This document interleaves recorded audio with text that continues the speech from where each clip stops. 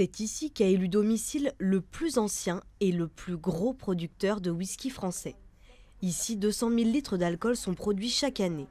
Et la particularité, c'est que toutes les étapes de fabrication sont faites sur place et c'est très rare. Comme en Écosse, tout commence par le broyage de l'orge mélangé à de l'eau chaude. L'eau est un élément très précieux pour le whisky. Il en est composé à 95%. Pour 1000 kg d'orge, on ajoute 6000 litres d'eau. Et c'est de l'eau de source qu'on utilise. Donc, nous avons une source souterraine, c'est à 100 mètres de profondeur qu'on puise l'eau, donc c'est vraiment très profond. C'est le granit du sous-sol qui filtre l'eau, donc on obtient une eau très pure. Suivi par le brassage, vient ensuite l'étape de la fermentation, puis de la distillation.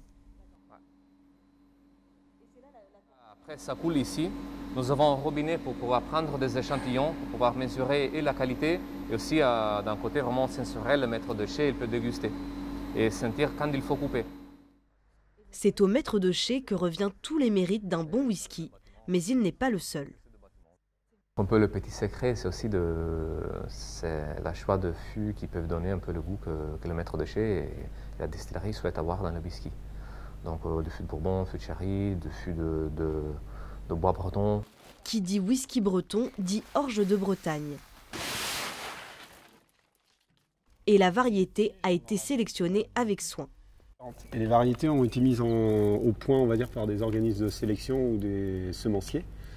Et en fait, chacune a été développée pour des caractéristiques bien spécifiques, qui sont dites orge de distillation, donc pour faire principalement de l'alcool.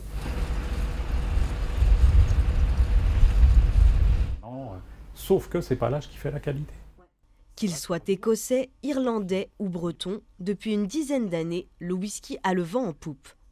Le nombre de consommateurs augmente de manière très conséquente, d'autant plus que ça touche un public de plus en plus large. Ça touche énormément de clientèle plus féminine qu'autrefois. Ça, c'est quelque chose d'assez remarquable. Ça touche aussi un public beaucoup plus jeune. Face à un public renseigné, les distilleries ont dû travailler pour répondre à la demande d'un public curieux et aguerri. C'est vrai qu'aujourd'hui, le consommateur, il veut de la qualité, mais pas que. Il veut aussi une traçabilité, il veut un savoir-faire. Donc il demande à avoir quelque chose de plus abouti que ce qu'on nous a proposé il y a quelques années en effet. La France, en plus d'être l'un des plus gros consommateurs de whisky, possède également la particularité d'être le seul pays au monde à disposer sur son territoire de tous les éléments nécessaires à la fabrication. Céréales, distillerie, tonnellerie, pour une maîtrise complète du processus de fabrication. Le nombre de distilleries a plus que doublé en 5 ans.